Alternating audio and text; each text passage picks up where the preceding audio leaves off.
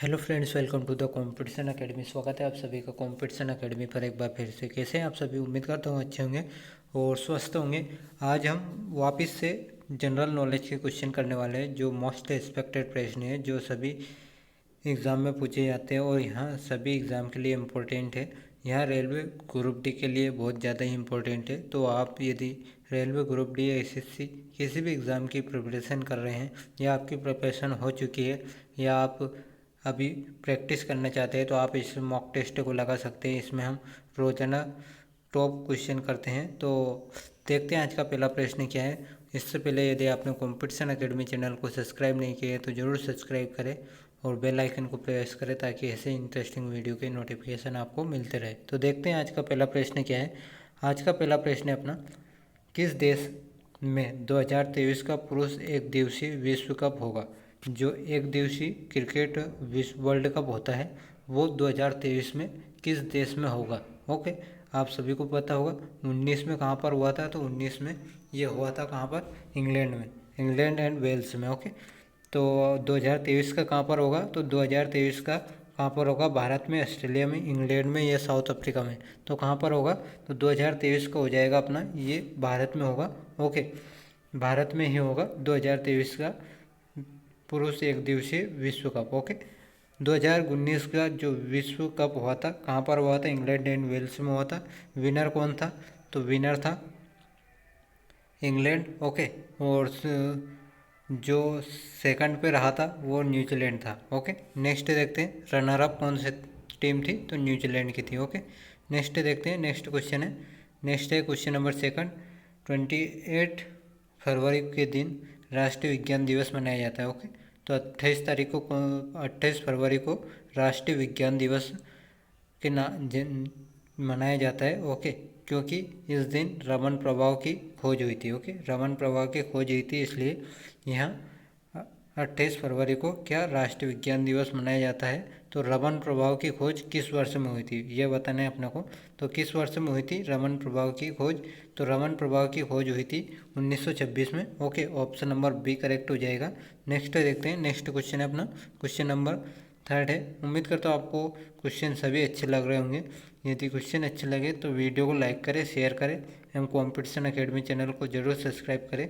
तो देखते हैं क्वेश्चन नंबर थर्ड है, डॉक्टर विंड किस स्थानीय पवन को कहते हैं? जो अलग अलग प्रकार की विंड रहती है हर जगह पर, जैसे कि अपने यहाँ पर गर्मी के टाइम पर जो गर्म हवा चलती है उसको हम लू बोलते हैं। उसी प्रकार अलग अलग प्रकार की जो हवाएं चलती है उनको अलग अलग नाम से जाना जाता है अलग अलग स्थानों पर। ओके, जैसे कि डॉक्टर विंड किस स्थानीय पवन को कहते हैं? ओके, डॉक्टर विंड एक गर्म हवा है। ओके, ये हरमिंटन, बोरो, मिस्टल या चिनूक, ये चारों प्रकार की हवाएं हैं, मतलब विंड है। इनमें से डॉक्टर विंड किसको कहते हैं? ओके, तो डॉक्टर विंड कहते हैं हम हरमिंटन को। Okay, option number A correct हो जाएगा। ओके, उम्मीद है करता हूँ आपको ये क्वेश्चन समझ में आ गया होगा। नेक्स्ट है, नेक्स्ट क्वेश्चन है क्वेश्चन नंबर फोर्थ है, भारत का सबसे लंबा राष्ट्रीय राजमार्ग कौन सा है? ओके, भारत का सबसे लंबा राष्ट्रीय राजमार्ग कौन सा है? पहले सबसे लंबा राष्ट्रीय राजमार्ग NH7 हुआ करता था। अभी उनका नाम पुनर्निर्माण किया गया है। ओके, उनके नामों को वापस से नए सीक्वेंस में रखा है। तो अभी जो प्रेजेंट में है वो सबसे लंबा राष्ट्रीय राजमार्ग है, सबसे बड़ा राष्ट्रीय राजमार्ग कौन सा है? ओके, ये बताना है अपने को। तो NH44 है, NH57 है, NH52 है या NH48 है? तो कौन सा है? तो NH44 जो है ये भारत का सबसे लंबा राष्ट्रीय राजमार्ग है। ओके, तो ये श्रीनगर से, ओके, मतलब जम्मू कश्मीर में श्रीनगर से लेकर कन्याकुमारी, मतलब तमिलनाडु में कन्याकुमारी तक फैला हुआ है। ओके, मतलब इतना यहाँ से यहाँ तक है। ओके, नेक्स्ट देखते हैं क्वेश्चन नंबर सेकंड है। क्वेश्चन नंबर फिफ्थ है अपना, क्वेश्चन नंबर फिफ्थ है, भारत का दूसरा सबसे लंबा राष्ट्रीय राजमार्ग कौन सा है? ओके, पहला तो अपन ने देख लिया कौन सा था, NH44। ओके, तो दूसरा कौन सा है? दूसरा है NH48 है, ऑप्शन नंबर बी है। NH26 है, ऑप्शन नंबर सी है। NH27 है, ऑप्शन नंबर डी है। NH52 है। तो कौन सा है जो दूसरा सबसे लंबा राष्ट्रीय राजमार्ग है? ओके, इससे रिलेटेड प्रश्न हर एग्ज़ाम में पूछी जाती है राजमार्ग से रिलेटेड। ओके, तो दूसरा सबसे लंबा राष्ट्रीय राजमार्ग कौन सा है? तो NH-27 है। Okay, option number C correct हो जाएगा। NH-27 भारत का दूसरा सबसे लंबा राष्ट्रीय राजमार्ग है। ओके, यह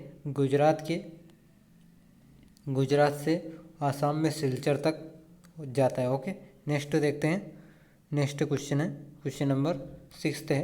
किस संशोधन के द्वारा मुंबई राज्य को महाराष्ट्र और गुजरात में विभाजित किया गया था? ओके, पहले मुंबई जो था, मुंबई नहीं, पहले इसको बम्बई के नाम से जाना जाता था। ओके, तो बम्बई राज्य को 2 राज्यों में बांटा गया था, महाराष्ट्र और गुजरात में। ओके, तो इसको कौन से संविधान संशोधन के द्वारा बांटा गया था और किस वर्ष में बांटा गया था, ये भी आपको बताना है। तो ये बता देता हूँ कि किस संशोधन से मतलब राज्यों को विभाजित किया गया था। तो यह है 7वां संशोधन। ओके, और कब विभाजित किया गया था? तो 1960 में। ओके, 1960 में इन दोनों को बनाया गया था एक राज्य से। ओके, बम्बई राज्य से 2 राज्य बनाए गए थे, महाराष्ट्र और गुजरात। ओके, नेक्स्ट देखते हैं। क्वेश्चन नंबर 7 है। केलीगोपाल किस राज्य का लोक नृत्य है? तो ये एक लोक नृत्य है। ओके, लोक नृत्य हर राज्य को आपको पता होना चाहिए, लोक नृत्य और शास्त्रीय नृत्य। ओके, तो केलीगोपाल जो है ये आसाम का है, मिजोरम का है, मणिपुर का है, ये मेघालय का है। तो किस राज्य का केलीगोपाल राज्य का लोक नृत्य है? ओके, तो किसका है? तो ये आसाम का है। ओके, आसाम का एक बिहू भी है। ओके, नेक्स्ट देखते हैं। नेक्स्ट क्वेश्चन नंबर 8 है अपना। भारत का कौन सा राज्य जनसंख्या और क्षेत्रफल की दृष्टि से सबसे छोटा राज्य है? ओके, अपने को दोनों बताना है, दोनों छोटे ही बताने हैं। पहला जनसंख्या की दृष्टि से और दूसरा क्षेत्रफल की दृष्टि से। ओके, तो जनसंख्या की दृष्टि से अपना सबसे छोटा राज्य कौन सा है? तो ये हो जाएगा अपना सिक्किम। ओके, सिक्किम सबसे छोटा राज्य है जनसंख्या की दृष्टि से भारत का। ओके, वो क्षेत्रफल की दृष्टि से सबसे छोटा राज्य है गोवा। ओके, तो कौन सा ऑप्शन है अपना, कौन सा बन रहा है? ऑप्शन नंबर ए गोवा और सिक्किम नहीं, गोवा तो क्षेत्रफल की दृष्टि से। ओके, तो ऑप्शन नंबर बी करेक्ट हो जाएगा, क्योंकि सिक्किम जनसंख्या की दृष्टि से और गोवा क्षेत्रफल की दृष्टि से सबसे छोटा राज्य है। ओके, नेक्स्ट देखते हैं। क्वेश्चन नंबर 9 है अपना। मगध महाजनपद पर शासन करने वाला पहला वंश कौन सा था? ओके, जब 16 महाजनपद हुआ करती थी, उसमें से सबसे ताकतवर महाजनपद कौन सी थी? तो ये थी मगध। ओके, मगध पर जो शासन हुआ था वो सबसे पहले किस वंश ने किया था? मतलब अलग अलग वंश थे, जैसे शिशुनाग वंश है, हर्यक वंश है, नंद वंश है, मौर्य वंश है। इनमें से सबसे पहले मगध पर शासन करने वाला वंश कौन सा है? ओके, तो ये है हर्यक वंश। ऑप्शन नंबर बी करेक्ट हो जाएगा। हर्यक वंश मगध महाजनपद पर शासन करने वाला पहला राज्य था। ओके, या पहला वंश था। ओके, और हर्यक वंश के फाउंडर कौन थे? तो बिंबिसार थे। ओके, बिंदुसार नहीं, बिंबिसार थे। ओके, ये हमेशा कन्फ्यूजन होता है क्वेश्चन में। ओके, या तो बिंदुसार या बिंबिसार में। ओके, तो हर्यक वंश के फाउंडर कौन थे? बिंबिसार थे। ओके, नेक्स्ट देखते हैं। नेक्स्ट, इसको हम पितृहंता वंश के नाम से भी जानते हैं। ओके, हर्यक वंश को पितृहंता वंश के नाम से जानते हैं। ओके, क्योंकि इसमें इसके बेटे, जो बिंबिसार का बेटा होता है अजातशत्रु, वो अपने पिता बिंबिसार को मारता है। ओके, नेक्स्ट देखते हैं। नंद वंश, महापद्म नंद ने इसकी स्थापना की थी, नंद वंश की। ओके, मौर्य वंश चंद्रगुप्त मौर्य के द्वारा स्थापना की गई थी। ओके, नेक्स्ट देखते हैं। नेक्स्ट है क्वेश्चन नंबर 10 है अपना। 10 डिग्री चैनल किससे किसको पृथक करता है? ओके, तो 10 डिग्री चैनल है वो किससे किसको पृथक करता है? ओके, तो ये बताना है अपने को कि 10 डिग्री चैनल जो है वो किससे किसको पृथक करता है। यह उत्तर अंडमान को दक्षिण अंडमान से करता है, दक्षिण अंडमान को छोटा अंडमान से करता है, या छोटा अंडमान को कार निकोबार से करता है, या लक्षद्वीप को मालदीव से करता है। तो किससे करता है? तो ये छोटे अंडमान को, जो लिटिल अंडमान है, उसको कार निकोबार से अलग करता है। Okay, option number C correct हो जाएगा। ओके, नेक्स्ट देखते हैं। नेक्स्ट है क्वेश्चन नंबर 12 है। इब्राहिम लोदी का शासन काल क्या था?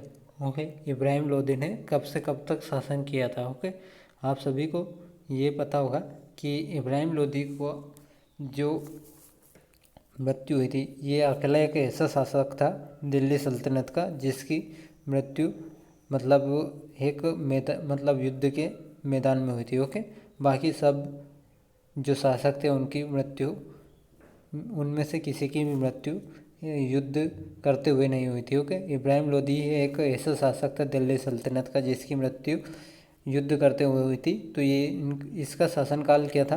तो 1506 से 1526 तक, 1500 से 1526 तक, 1517 से 1526 तक, इनमें से कोई नहीं। तो 1526 में कौन सा? पानीपत का युद्ध हुआ था। ओके, बाबर और इब्राहिम लोदी के बीच में, जिसमें बाबर जीत जाता है। ओके, तो 1517 से 1526 के बीच में इब्राहिम लोदी का टाइम पीरियड रहा था। ओके, नेक्स्ट देखते हैं। नेक्स्ट है क्वेश्चन नंबर 13 है अपना, दिल्ली सल्तनत के किस शासक ने चमड़े के सिक्के चलाए थे? ओके, तो चमड़े के सिक्के किस शासक ने चलाए थे? तो इसको हम मूर्ख शासक के नाम से भी जानते हैं। ओके, कुतुबुद्दीन ऐबक, मोहम्मद बिन तुगलक, फिरोज शाह तुगलक, आराम शाह।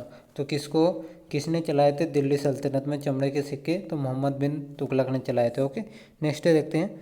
नेक्स्ट है, और इसी ने ही इसकी राजधानी दौलताबाद शिफ्ट की थी। ओके, नेक्स्ट है, दौलताबाद नामक शहर किसने बताया था? मोहम्मद बिन तुगलक ने। ओके, इसको हम एक फेलियर शासक के नाम से भी जानते हैं। ओके, इसके शासनकाल में ये हर डिसीजन में फेल हुआ था। ओके, नेक्स्ट देखते हैं क्वेश्चन नंबर, कुतुबुद्दीन ऐबक दिल्ली सल्तनत का फाउंडर है और इसी ने कौन से गुलाम वंश की स्थापना की थी? ये सबसे पहला शासक था 1205 में। ओके, 1205 से 1210 तक इसने, ओके, 1210 तक कुतुबुद्दीन ऐबक ने दिल्ली सल्तनत की मतलब नींव रखी थी और यह पहला शासक था और इसने गुलाम वंश की स्थापना की थी। ओके, नेक्स्ट देखते हैं क्वेश्चन नंबर 14 है अपना, किस युद्ध में पृथ्वीराज चौहान ने मोहम्मद गौरी को हराया था? ओके, मोहम्मद गौरी को किस युद्ध में पृथ्वीराज चौहान ने हराया था? तो पृथ्वीराज चौहान ने तराइन के पहले युद्ध में, तराइन के दूसरे युद्ध में, पानीपत के पहले युद्ध में या हल्दी घाटी के युद्ध में? ओके, तो किस युद्ध में हराया था? तो ये तराइन के पहले युद्ध में हराया था। ओके, ये कब हुआ था? 1191 में हुआ था। ओके, वो 1192 में तराइन का दूसरा युद्ध हुआ था। ओके, उसमें मोहम्मद गौरी ने पृथ्वीराज चौहान को हराया था। ओके, पहले में पृथ्वीराज चौहान ने मोहम्मद गौरी को हराया था। ओके, नेक्स्ट देखते हैं क्वेश्चन नंबर 15 है अपना, उड़ीसा के मुख्यमंत्री कौन है? तो उड़ीसा के जो प्रेजेंट में मुख्यमंत्री हैं ये नवीन पटनायक है। Okay, option number A correct है, नवीन पटनायक है जो उड़ीसा के पहले मुख्यमंत्री। ओके, नेक्स्ट देखते हैं, सॉरी पहले नहीं, प्रेजेंट में मुख्यमंत्री। ओके, नेक्स्ट देखते हैं क्वेश्चन नंबर 16 है, सबसे ऊंचाई पर स्थित झील कौन सी है?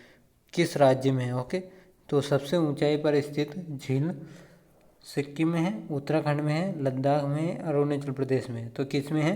तो ये सिक्किम में है। ओके, सिक्किम की राजधानी गैंगटॉक है। ओके, और यहाँ पर सबसे ऊंचाई, भारत की सबसे ऊंचाई पर स्थित झील है। ओके, जिसका नाम क्या है? चोलामू लेक है, मतलब चोलामू झील है, जो भारत में सबसे ऊंचाई पर स्थित झील है। ओके, किस राज्य में? सिक्किम में। ओके, नेक्स्ट देखते हैं।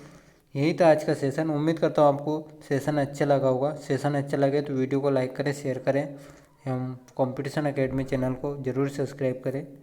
Thank you, good bye.